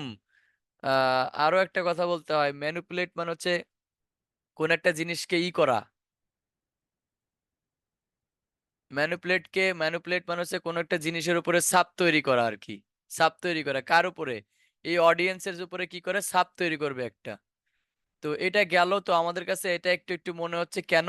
কারণ ওই যে ম্যানিপুলেট মানে হচ্ছে মানে রিয়েল না কিন্তু রিয়েলের মতো মনে হবে এরকম আর কি। তারপরে ডি নাম্বারটা পড়ে আসি। Tend to be more significant in film presenting realistic situation. আচ্ছা, realistic sounds tend to be more significant. আচ্ছা, রিয়েলিস্টিক সাউন্ডস অনেক বেশি গুরুত্বপূর্ণ। Tend to be more significant অনেক বেশি গুরুত্বপূর্ণ ইন ফিল্মস, মুভিতে, প্রেজেন্টিং রিয়েলিস্টিক সিচুয়েশন, যে ছবিতে কি করতেছে? রিয়েলিস্টিক সিচুয়েশন তৈরি করতেছে। তাহলে রিয়েলিস্টিক সিচুয়েশনে রিয়েলিস্টিক ইমপ্রেশন দিবে, এরকম ধরনের কথা বলেনি। তো এটা এবার দেখেন, এবার সি নম্বরে এখানে বলছে realistic sounds may be modified. তাহলে এটা কি হইতে পারে? মডিফাই হইতে পারে ইন অর্ডার টু ম্যানুপুলেট মানে একদম পুঙ্খানুপুঙ্খান ছাপ ফেলে দেওয়ার জন্য the audience response to the film, মানে ফিল্মের প্রতি অডিয়েন্সদের রেসপন্সটাকে কি করতে পারে? ম্যানুপুলেট করতে পারে, মানে ওইটাকে একবারে সেম কপি করতে পারে বা ছাপ দিতে পারে এরকম আর কি। তো এখন কোনটায় আছে এখানে দেখেন তো। এখানে বলছে কি? এই যে দেখেন, এই যে বলছে the image portrayed is real, তার মানে অডিয়েন্সরা দেখেন, অডিয়েন্সদের কাছে যেটা প্রকাশ করতেছে দ্য ক্লিক অফ এ ডোর। আচ্ছা, ক্লিক অফ এ ডোর মানে কি জানেন? ধরেন মুভির ভিতরে ধরেন আপনাকে এটা এইভাবে প্রকাশ করতেছে ওরা, যখন একটা মুভি দেখেন, মুভির ভিতরে যখন দরজা খোলা হয়, ওই দরজাটা যখন খুলে ওটা কিন্তু আমাদের কাছে রিয়েল দরজার সাউন্ডই মনে হবে। কেন? কারণ আমরাও তো বাসায় খুললে সেম ভাবে মনে হইতেছে। তাহলে ওটা কি আপনার কাছেও মনে হবে যে সেম দরজা খুলতেছে। এরপর ধরেন যদি মুভিতে চুরি করতেছে, কোন চোর যদি মুভিতে রাত্রের বেলা চুরি করতেছে এটা যদি দেখেন আপনি, আপনি কিন্তু সেম ভাবে একদম পুরো বাস্তব ভাবে এটা চিন্তা করবেন। কেন? আমাদের সমাজে এভাবে চুরিটা সেম হয়। তো এই জন্য এখানে বলতিছে যে চিত্রটা আপনাকে মুভিতে দেখাচ্ছে সেই চিত্রটা আপনার কাছে মনে হবে যে একদম রিয়েল। এই জন্য বলছে simply serve to convince the audience that the image portrayed is real, আপনার কাছে একদম রিয়েল মনে হবে। এই যে একদম রিয়েল মনে হবে, এই দিস ইজ ম্যানুপুলেট। তাহলে লেখেন প্যারাফ্রেজ, লেখেন প্যারাফ্রেজ। যারা আছেন তারা প্যারাফ্রেজ লেখেন। প্যারাফ্রেজ লিখবেন কি? যে আম এই যে the image portrayed is real, এটার মানে হচ্ছে manipulate. Image portrait the real মানে হচ্ছে ম্যানিপুলেট। এই যে manipulate, manipulate the audience response. তাহলে ম্যানিপুলেট মানে হচ্ছে পোর্ট্রেট ইজ রিয়েল, এটাই হচ্ছে ওইটা। আর মডিফাইড হতে পারে, চেঞ্জ হতে পারে। সাউন্ড প্রবলেম, সাউন্ড কি এখনো প্রবলেম? আপনারা কি সাউন্ড শুনতে পাচ্ছেন? ওকে, তাহলে ডান। তাহলে সি নম্বর অ্যান্সার, এটাই অ্যান্সার। ম্যানিপুলেট মানে হচ্ছে পোর্ট্রেট ইমেজ ইজ রিয়েল। তো এইভাবে তাহলে আমরা এবার ব্রিফ করি। তাহলে আমরা কি করলাম চলেন, আমরা করলাম হচ্ছে এখানে নাম্বার 1, আমরা প্রথমে কি করছি, প্যাসেজটা দেখছি যে এটা প্যাসেজটা কি নিয়ে। নাম্বার 2, প্যাসেজের হেডিংটা পড়ছি আর কি। নাম্বার 1 হচ্ছে প্যাসেজের হেডিংটা পড়ছি। নাম্বার 2 তে হচ্ছে আমরা প্রথমে শুধুমাত্র এই যে কোশ্চেনটাকে পড়ছি। কোশ্চেনটা পড়ার পরে দেন হচ্ছে আমরা প্যাসেজে গেছি। এটা যেখানে আছে সেইখানে ওই 1 লাইন 1.5 লাইন পড়ার পরে আমরা এখানে চলে এসে এরপরে কোনটা এর সাথে যায় সেটা বের করার থেকে কোনটা যায় না সেটা আগে বের করছি। যেটা যায় না সেটাকে আমরা কেটে দিছি। কেটে দেওয়ার পরে বাকি যেটা আছে ওটা আমাদের অ্যান্সার হয়ে গেছে। এইভাবে একটা দুইটা করে কাটতে পারলে অ্যান্সার মেক শিওর করার জন্যে অনেক বেশি কি হয়ে যায়, পার্সেন্টেজ বেড়ে যায়। যেমন দুইটা যদি কাটতে পারি তাহলে 50-50 চান্স হয়ে যাবে। এভাবে আর কি। তো আশা করি আপনারা সবাই বুঝতে পারছেন। সবাই বুঝতে পারছেন, আমি বুঝতে পারতেছি, কারণ যেভাবে ভেঙে ভেঙে প্যারাফ্রেজ করে দেখাইছি, না বোঝার কোনো ওয়ে নাই। ওকে ডান। এবার কি আরেকটা করা উচিত? এবার চলেন আমরা কেমব্রিজ 12 এ যাই। রিডিং এর কয়টা ক্লাস হবে জানি না, আর কয়টা হবে। যে কদিন শেষ না হবে সে কদিন হতে থাকবে, আরো 4-5টা ক্লাস হতে পারে। ওকে ডান। এবার কেমব্রিজ 12,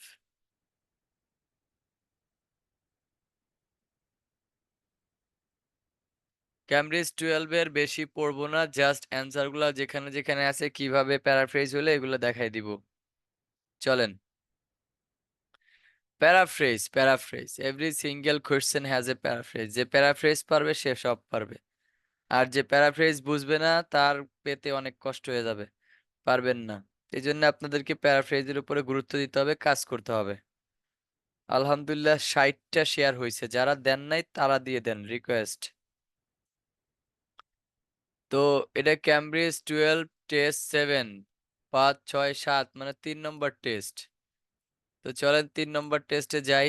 টেস্ট 7 এর প্যাসেজ কত বলেন তো? টেস্ট 7 এর প্যাসেজ কত একটু বলেন আমাকে।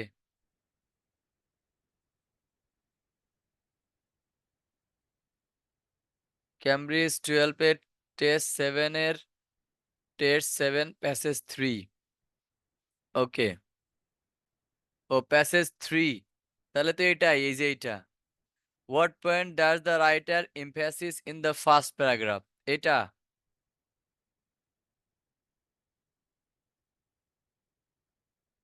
তাই না? ওকে, ঠিক আছে, ইয়েস। তাহলে এটা হচ্ছে কি, আমাদের এখানে কয়টা আছে? 2, এখানেও আছে মনে হয় 4, 2 আর 2 4টা আছে, 5টা আছে, এখানেও 5টা আছে। এটা আমি খুব বেশি ইলাবোরেশন করব না। এখানটা এটা কোন লাইন থেকে আসছে আর কি প্যারাফ্রেজ হয়েছে জাস্ট এটা বলে দিব। কোন লাইন থেকে আসছে এবং কিভাবে প্যারাফ্রেজ হয়েছে জাস্ট এটা বলে দিব।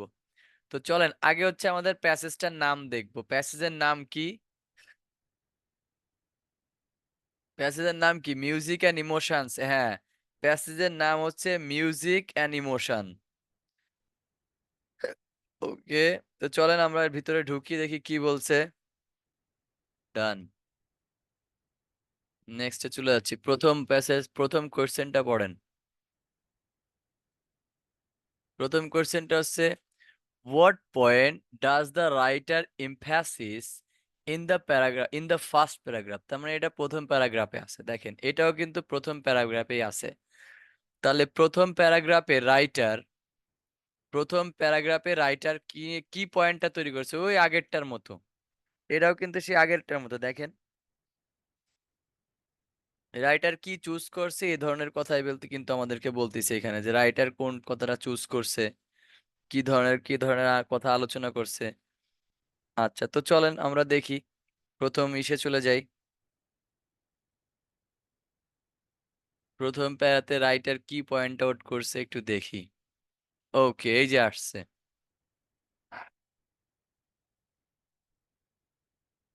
আচ্ছা, why does music make us feel?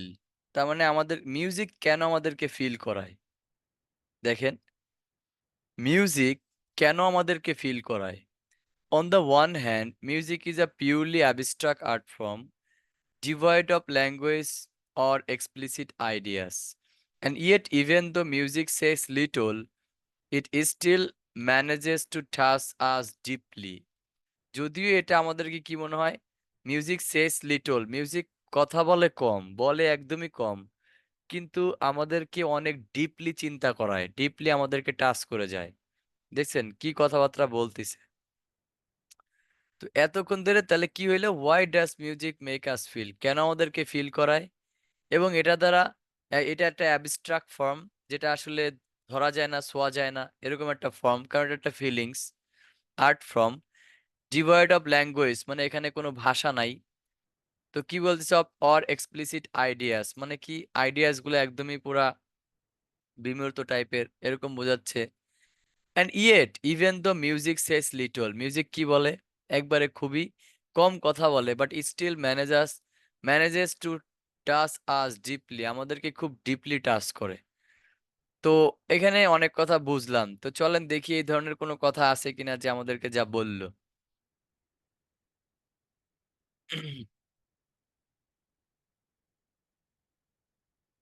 তারপরে মন্ট্রিয়াল স্টাডি, দেন হচ্ছে, আচ্ছা, এবার how dramatically our reaction to music can vary. How dramatically মানে কত দ্রুত মিউজিকের সাথে আমাদের রিয়াকশনগুলো চেঞ্জ হয়ে যায়। আমাদের রিয়াকশনগুলা মিউজিক ক্যান ভ্যারি, মিউজিক আমাদের রিয়াকশনগুলোকে চেঞ্জ করে ফেলে। হাউ ড্রামাটিক্যালি চেঞ্জ করে ফেলে, তা আমাদের রিয়াকশন চেঞ্জ করে ফেলে, এরকম ধরনের কোনো কথা কি আমরা পাইছি এখানে? ওরকম ধরনের কিছু তো এভাবে দেখলাম না যে আমাদের রিয়াকশন গুলো চেঞ্জ করে দেয় dramatically. How intense our physical responses to music can be. How intense কতটা তীব্র হতে পারে, কতটা ইন্টেন্স আওয়ার ফিজিক্যাল রেসপন্স আমাদের যে ফিজিক্যাল রেসপন্সটা টু মিউজিক, মিউজিকের প্রতি আমাদের যে ফিজিক্যাল রেসপন্সটা সেটা ক্যান বি কেমন হতে পারে, কতটা তীব্র হতে পারে। এ ধরনের কোনো কথা কি আমরা পাইছি? এরকমও পাচ্ছি না, শুধু আমরা জানি আমাদেরকে ফিল করাইছে। How music make us feel, কিভাবে ফিল করায়। আচ্ছা, তারপরে দেখি how little we know about the way that music affect us. ও আচ্ছা, মিউজিক কিভাবে আমাকে প্রভাবিত করে এটা আমরা জানিই না, কিন্তু এরকম ধরনের কোনো কথা বলেনি, বরং আমরা আরো জানি তাই বলতিছে।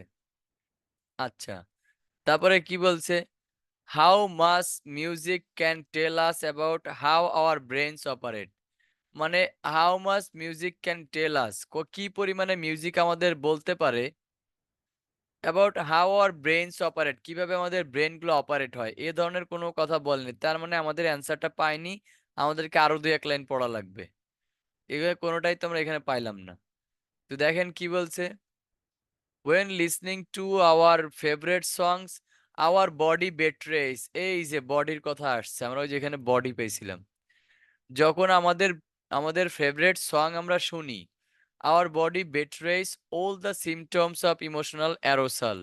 দেখেন, আমরা যখন আমাদের পছন্দের গান শুনি তখন কিন্তু অটোমেটিকলি আমাদের শরীরের মধ্যে একটা তাল চলে আসে, তাল, আমাদের শরীরে একটা তাল চলে আসে। এই তালের মাধ্যমে ওরা কি বুঝাইতে চাচ্ছে, যে আমাদের বডি আমাদের সাথে কি করে, বেট্রেইস মানে আমাদের সাথে প্রতারণা করে। কি ধরনের প্রতারণা করে, all the symptoms of emotional arousal, মানে আমাদের ভিতরে যে ইমোশনাল কিছু জেগে ওঠে, ইমোশনাল যে ভাব মূর্তি জেগে ওঠে, এই সিমটম গুলা কি করে আমাদের, মানে বডির সাথে কি আমাদের সাথে প্রতারণা করে। মানে হচ্ছে আসলে আমাদের প্রতারণা বলতে এখানে বোঝাচ্ছে নিজের সাথেই, আমরা নিজেই জানি না যে আমরা কি করতেছি।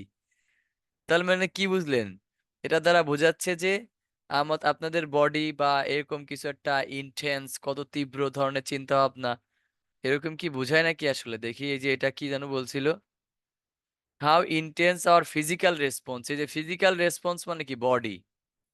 ফিজিক্যাল রেসপন্স, এই যে লেখেন, প্যারাফ্রেজ লেখেন, প্যারাফ্রেজ লিখবেন হচ্ছে এখানে লিখবেন ফিজিক্যাল রেসপন্স, আর ওইখানে লিখবেন বডি। বডির সাথে কি ছিল?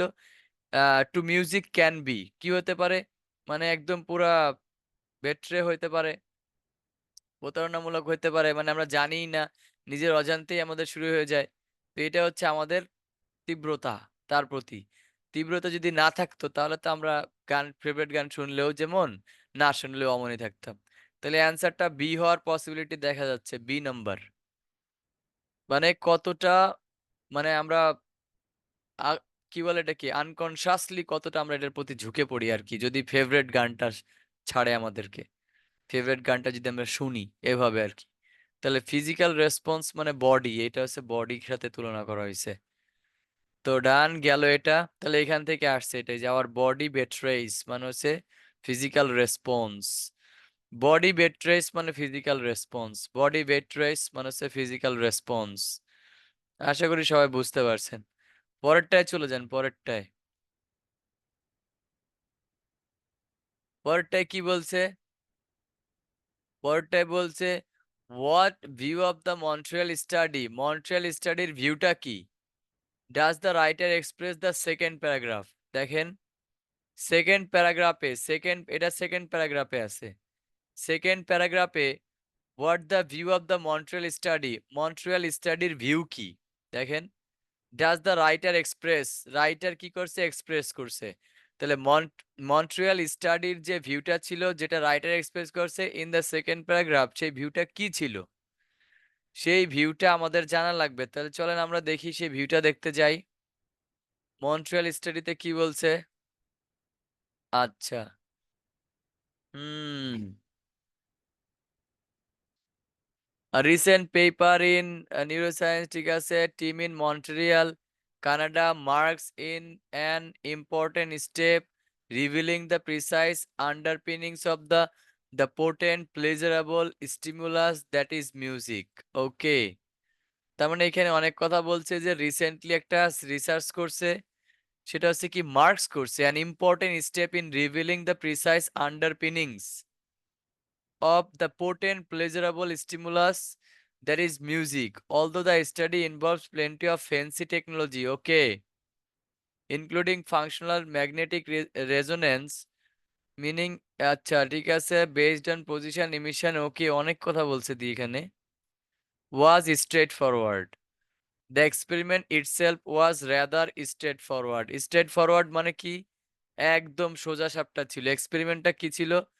এক্সপেরিমেন্টটা একবারে সোজা সাপটা ছিল। তার মানে বলছে কি যে মন্ট্রিয়াল স্টাডির যে ভিউটা, ওই ভিউটা কি ছিল? ওই ভিউটা এক্সপেরিমেন্টটা কি ছিল? এক্সপেরিমেন্টটা ছিল একদম পুরো স্ট্রেট ফরওয়ার্ড, কোনো ভেজাল ছিল না। ঠিক আছে, আচ্ছা ঠিক আছে, অনেক কথা বললো, আমরা দেখলাম। এবার আমরা যাই দেখি এখানে কি বলছে, দেখতে পাই কিনা। ইট এইমস ওয়্যার ইনোভেটিভ, মানে এটার এইম যেটা ছিল সেটা হচ্ছে ইনোভেটিভ, মানে নতুনত্বমূলক। এরকম কিছু বলছে যে এটা নতুন, এটার যে লক্ষ্য ছিল সেটা নতুন, সেরকম কিছু বলছে? এরকম তো কিছু পাইলাম না যে এটা নতুন করছে বা নতুন, এরকম কিছু তো দেখলাম না। আচ্ছা এরপরে কি আছে? এরপরে হচ্ছে ওকে ডান। তারপরে দেখেন the approach was too simplistic, অ্যাপ্রোচটা একেবারে সিম্পল ছিল, এরকম কিছু বলছে? যে তারা অ্যাপ্রোচটা একদম একদম সাদাসিধা সিম্পল ছিল, এরকম কিছু বলেনি। ইট প্রডিউসড সাম রিমার্কেবলি প্রিসাইজ ডাটা, আচ্ছা এটা কি করেছিল? কিছু রিমার্কেবলি প্রডিউস মানে ইট প্রডিউস সাম রিমার্কেবলি প্রিসাইজ ডাটা, উপযুক্ত, এটা প্রডিউস করেছিল খুবই গুরুত্বপূর্ণ কিছু উপযুক্ত ডাটা। আচ্ছা এরকম ডাটা প্রডিউস করছে, এরকম কিছু পাইলাম? ওইখানে তো ডাটা পাইছি যে অনেক, ওইখানে বলছে ডাটার কথা যে অনেক কিছু উৎপাদন করছে, এটা পাইছি। আচ্ছা শিওর না, রাখলাম। The technology used was unnecessarily complex, অপ্রয়োজনীয়ভাবে এটা অনেক কমপ্লেক্স ছিল, এ ধরনের কোনো কথা বলছে? ওরা যে টেকনোলজি ইউজ করছিল সেই টেকনোলজিটা আননেসেসারিলি কমপ্লেক্স, মানে ওটা অপ্রয়োজনীয়ভাবে অনেক জটিল ছিল। এরকম কি কোনো কথা বলছিল? এরকম কি কথা বলছে? এই যে এখানে plenty of fancy technology use করছে, include functional magnetic resonance অনেক কিছু ইউজ করছে। কিন্তু এটা কি ছিল? একবারে simplistic ছিল বা হচ্ছে এই যে দেখেন precise underpinnings of potent pleasurable stimulus that is music। আচ্ছা এইখান থেকে না হয় নাই ধরলাম। তারপরে কি আর কি এখান থেকে based on position emissions all the study involves plenty of fancy including আচ্ছা ঠিক আছে যে কি regain based positions emission technology reasoning the experiment itself was rather straight forward মানে এটা আসলে অনেক এক্সপেরিমেন্টটা অনেক কি ছিল একদম স্ট্রেট ফরওয়ার্ড যথাযথ উপযুক্ত ছিল আচ্ছা এটাই উপযুক্ত এটার সাথে এই যে এই লাইন থেকে অ্যান্সারটা আসছে এই লাইন থেকে যে এই লাইন থেকে অ্যান্সারটা আসছে যে the experiment itself was rather straight forward একদম উপযুক্ত ছিল তার মানে এখানে স্ট্রেট ফরওয়ার্ড মানে প্রিসাইজ স্ট্রেট ফরওয়ার্ড মানে প্রিসাইজ এই যে লেখেন এই যে প্রিসাইজ স্ট্রেট ফরওয়ার্ড মানে প্রিসাইজ উপযুক্ত একদম উপযুক্ত ছিল এটার ভিতরে যে মানে এই যে যে এক্সপেরিমেন্টটা ছিল এক্সপেরিমেন্ট মানে কি ওই যে পরীক্ষাটা বা এক্সপেরিমেন্টটা কি ছিল একদম উপযুক্ত ছিল এরকম বোঝাচ্ছে আর আননেসেসারিলি কমপ্লেক্স এরকম ধরনের কোনো কথা তো আসতেছে না এখানে যেটা আননেসেসারিলি কমপ্লেক্স এরকম কিছু কি পাই সেরকম তো মিলে না তাহলে সি নাম্বারটা মিলে প্যারাফ্রেজ হচ্ছে কি প্রিসাইজ মানে হচ্ছে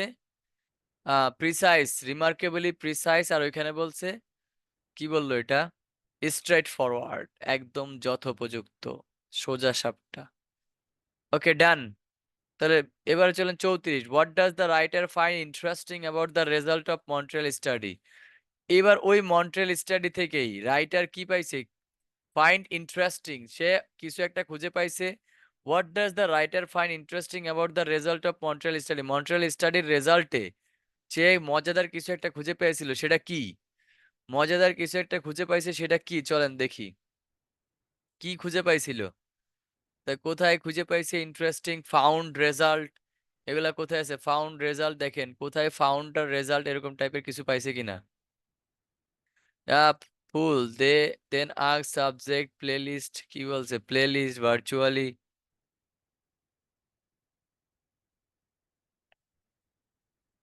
methodologist they were able to obtain impressively detailed অনেক কথা বলছে মিউজিক ব্রেইন এই যে ডিসকভার্ড দেখেন দে ডিসকভার্ড মানে কি তারা খুঁজে পেয়েছিল রেজাল্ট দেখেন কি বলছে এখান থেকে কি আসছে ফার্স্ট দে ডিসকভার্ড আচ্ছা এখান থেকে তো ডিসকভার্ড আর এর উপরে বলছে they are able to impressively exact এই যে ইমপ্রেসিভলিও আছে ইমপ্রেসিভলি মানে কি ইন্টারেস্টিং এখান থেকেও তো হতে পারে because the scientists were combining methodologies they were able to obtain an impressively exact and detailed portrait of music in the brain ব্রেনের মধ্যে পোর্ট্রেট ডিটেইলড পোর্ট্রেট এবং হচ্ছে আরেকটা কি এক্সাক্ট এবং detailed portrait of music in the brain এটা তারা কি পাইছে তারা অবটেইন করছে they are able to obtain and তারা ডিসকভার করে music triggers the production of dopamine okay by neurons okay ঠিক আছে dorsal ventral as these two regions have linked with the experience of pleasure finding particular আচ্ছা অনেক কথা বলছে তো চলেন দেখি আমাদের এদের সাথে কোনো কিছু মিলে কিনা মন্ট্রিয়াল স্টাডি তো এটাই আর কোথাও মন্ট্রিয়াল স্টাডি আছে নাই আচ্ছা দেখি আমাদের মিলাই দেখি মিলে কিনা ডান ডান ডান ডান এই what does the writer find interesting about the curiosity? The timing of participants neural oh my god participants নিয়ে তো এখানে তো কোনো কথাই পাইনি আমরা চলেন the timing of participants neural responses to the music মানে এখানে বলছে participants neural response পার্টিসিপেন্টদের যে নিউরাল রেসপন্স মিউজিকের প্রতি তাদের যে রেসপন্স সেটার টাইমিং নিয়ে কথা বলছে টাইমিং নিয়ে তো আমরা পাই নেই তার মানে এটা মনে হয় যে তারপর the impact of the music on participants emotional state oh my god আবারও পার্টিসিপেন্ট তার মানে আমরা এখনো জায়গা মতো যাই নেই তারপরে the section of participants brains which was activated by the music. Okay, তার মানে পার্টিসিপেন্টস নিয়ে কথা চলতেছে। দেন চলেন আমরা এখনো আসলে মন্ট্রিয়াল স্টাডির ইন্টারেস্টিং কি জিনিস তারা পাইছে সেটা আমরা এখনো পাই নেই। তাহলে এটা কোথায় পাওয়া যাবে? আরো নিচে পাবো। তাহলে চলেন আরো নিচে যাইতে হবে। আচ্ছা, এবার হচ্ছে কি what is rather more significant. ও হো হো, এই যে মোর সিগনিফিক্যান্ট, মোর ইন্টারেস্টিং হইতে পারে এটা দেখেন। What is rather more significant? Dopamine neurons in the coded region involve learning, stimulus response association, and in participating food and other reward stimuli were at their most effective around 15 seconds before. Oh ho ho. 15 seconds before the participants' favorite moments in the music. অনেক কথা বলছে এখানে। দেখেন, the researchers call this anticipatory phase. আচ্ছা, এটা পরের কথা। এবার এখানে দেখেন এই যে টাইমিং নিয়ে কথাবার্তা আছে। তো চলেন কি বলছে এখানে? বলছে একটু পরে যদি মিনিং করে দেই দেখেন। What is rather more significant, যেটা সবচেয়ে বেশি গুরুত্বপূর্ণ is the finding that dopamine neurons. The dopamine neuron, dopamine মানে হচ্ছে একটা ওই যে আপনার দুঃখ কষ্ট ভুলে যাওয়ার একটা হরমোন আরকি। তো কি বলছে? The dopamine neurons in the caudate. Caudate হচ্ছে ব্রেনের মধ্যে একটা জায়গা। এটার কি আর region brain involve learning stimulus response association, যেখানে আমরা উদ্দীপনা তাড়না এগুলা অনুভব করতে পারি আর কি। And in anticipating food or other reward stimuli, মানে কোনো অ্যান্টিসিপেটিক মানে প্রত্যাশিত কোনো খাবার বা রিওয়ার্ডের কোনো স্টিমুলি বা উৎসাহ উদ্দীপনা war at the most active around, মানে অ্যাক্টিভ থাকে কোথায় থাকে আমাদের ব্রেনের মধ্যে, এটা অ্যাক্টিভ থাকে around 15 second before the participants, around 15 second before the participants favourite moments in the music. মিউজিকের মধ্যে পার্টিসিপেন্টসের যে ফেভারিট মোমেন্টটা, ওই মোমেন্টের আগে 15 সেকেন্ডের মতো কি থাকে, ওটা অ্যাক্টিভ থাকে। তার মানে এটা টাইমিং নিয়ে কথাবার্তা বলছে। তাহলে চলেন দিয়ে এবার মিলাই দেখি। এবার কিন্তু মিলে যাবে। এই যে the timing of participants neural response to the music, তাহলে মিউজিকের মধ্যে ওদের টাইমিং কত থাকে? 15 সেকেন্ড বিফোর। 15 সেকেন্ড বিফোর কি কিসে যায়? মিউজিকে আকৃষ্ট হয়ে যায় আর কি, রেসপন্স দেয় আর কি, সাড়া দেয়। কিসের থেকে? ওই যে উদ্দীপনা বা খাবারের যে একটা প্রত্যাশিত যে খাবার, এরকম টাইপের জিনিসগুলো থেকে 15 সেকেন্ড পূর্বে এটা কি করে? আহ নেটওয়ার্কে টান দেয় আর কি, নেটওয়ার্ক আকর্ষণ করে, এরকম আর কি। তো এটা এ নাম্বারই হবে। তারপর জানেন why does the writer refer to Meyer's work on music and emotion. তার মানে writer refers to Meyer's work, writer refers করছে কাকে? মেয়ার্স ওয়ার্ককে। On music and emotion, music এবং ইমোশনের উপর মেয়ার্সের ওয়ার্ককে রেফার্স করা হয়েছে কেন? কেন রেফার করা হয়েছে মিউজিক অ্যান্ড ইমোশনে? মিউজিক অ্যান্ড ইমোশনে মেয়ার্সের ওয়ার্ককে কেন রেফার করা হয়েছে? তাহলে চলেন আমরা দেখি কেন রেফার করা হয়েছে। কেন রেফার করলো চলেন দেখি। এরপর কি বলছে? মেয়ার ওয়ার্কস কোথায় আছে দেখেন তো। Why they show active period, আচ্ছা ঠিক আছে। অ্যারোস্টিক ক্লাইম্যাক্স কোথায় আছে? বলেন বলেন বলেন বলেন কোথায় আছে? মেয়ার্স ওয়ার্ক কোথায় আছে?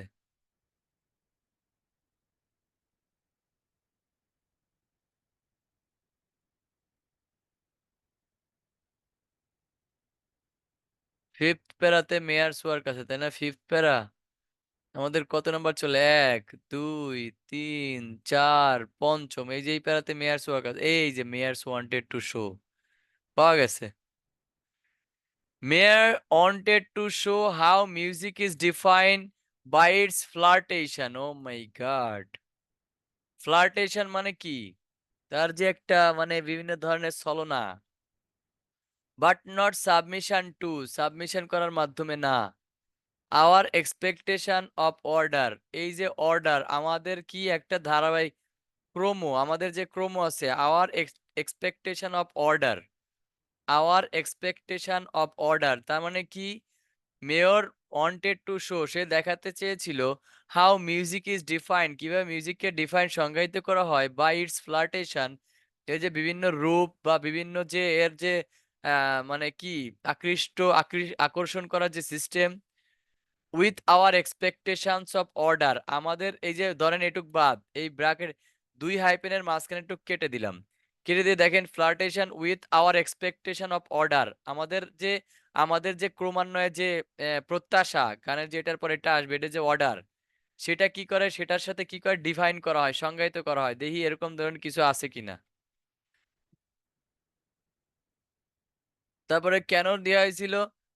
টু প্রপোজ, আচ্ছা, two propose an original theory about the subject, এরকম ধরনের কোনো কথা বলা হয় নাই যে অ্যাবাউট দ্য সাবজেক্ট সম্পর্কে প্রপোজ করবে বা অন্য কিছু। To offer support for the findings of the Montreal study.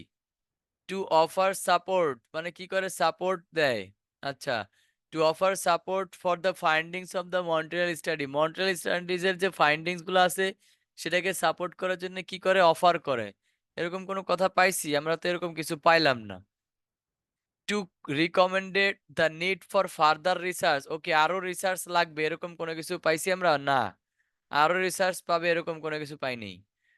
Two present a view which opposes that Montreal researches, আচ্ছা, to present a view opposes মানে এটার বিরোধিতা করে, তা কি পাইছি? নাই।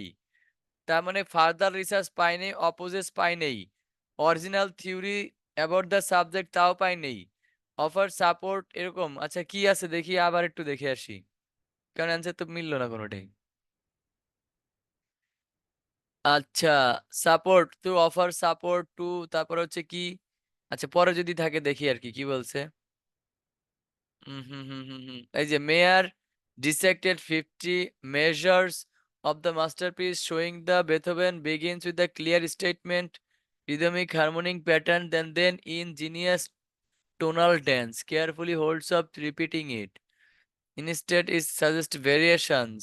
আচ্ছা ঠিক আছে, preserve element of uncertainty in his music, making our brains beg for the on chord he refuses to give us. Beethoven saves that chord for the end. ওকে, তো অনেক কথা বলছে এখানে, কিন্তু যা চাচ্ছি তার তো কোনোটাই আমরা এখানে পেলাম না। আচ্ছা, এরপরে কিন্তু আরো আছে। According to Meyer it is কি লাগছে, suspenseful tension of music arising out of unfulfilled expectation that is source of music feeling, while earlier theories of music focused on the way sound can refer to the real world. দুই একটা ঝামেলা করবে ভাইয়া, দুই একটা একটু ঝামেলা করবে। that emotions we find come from unfolding events.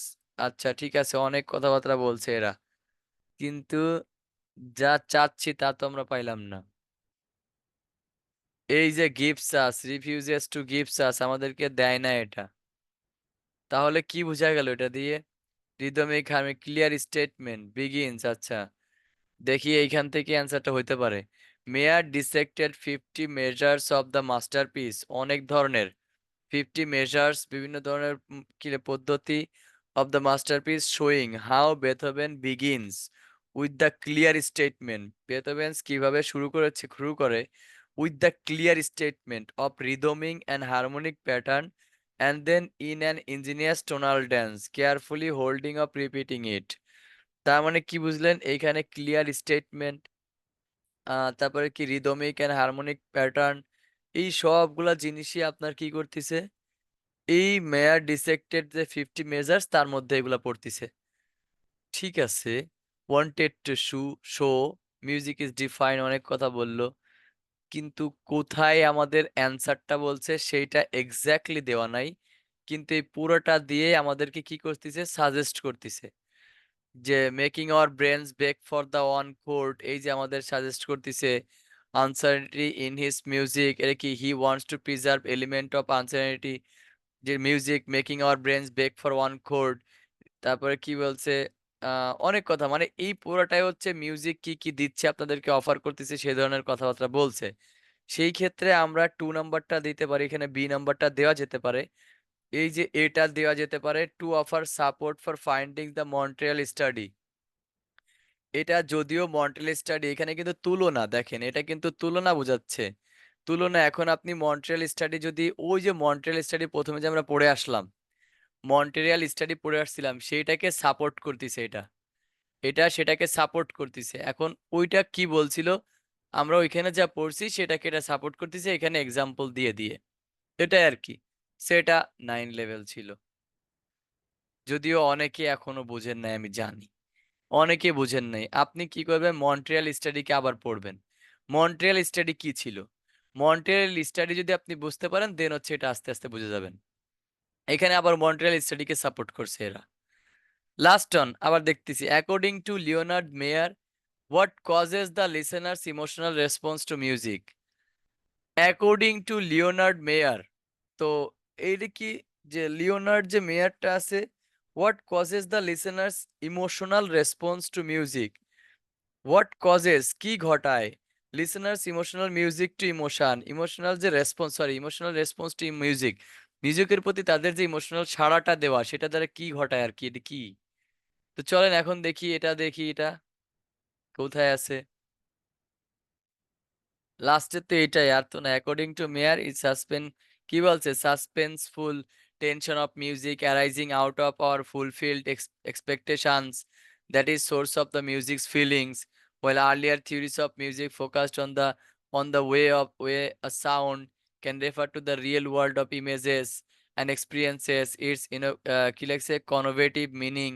Mayer argued that the emotions we found in music come from unfolding events of the music itself. ও অনেক কথা পড়ে ফেলছি আমরা। But we can predict them all.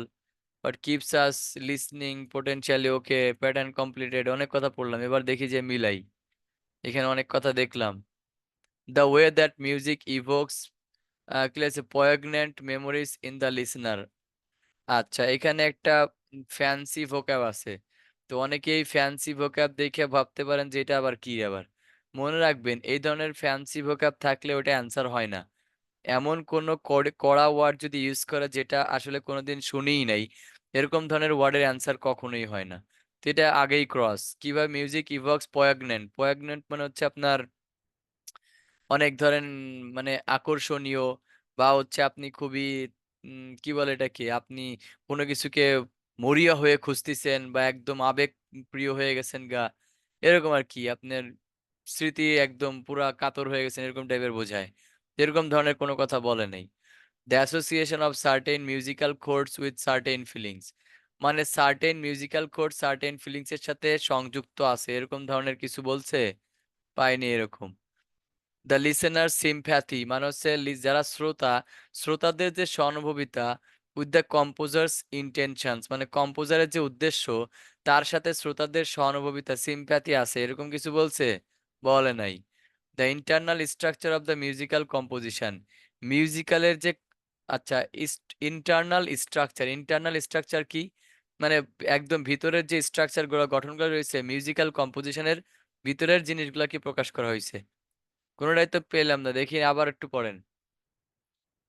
আবার পরে দেখি কি বলছে। হুম হুম হুম হুম কি বলছে অ্যাকর্ডিং টু মিউজিক এই যে arising out unfulfill expectation the source of music earlier theories focused on a way a sound can refer to a real world images or expectation its connotative class a connotative mere argued that emotions ঠিক আছে came from unfolding events এই পাওয়া গেছে। এই যে unfolding events মানে হচ্ছে আপনার আনফোল্ডিং ইভেন্টস মানে হচ্ছে এই যে পাওয়া গেছে দেখেন প্যারাফ্রেজ লেখেন প্যারাফ্রেজ আনফোল্ডিং ইভেন্ট মানে হচ্ছে internal structure of the musical composition. এই যে ইন্টারনাল মানে কি একদম ভিতরের মানে হচ্ছে আনফোল্ডিং। তো কি বললো unfolding events of the music itself মিউজিকের ভিতরে যে আনফোল্ডিং ইভেন্টস আছে সেগুলো নিয়ে বললো আর কি।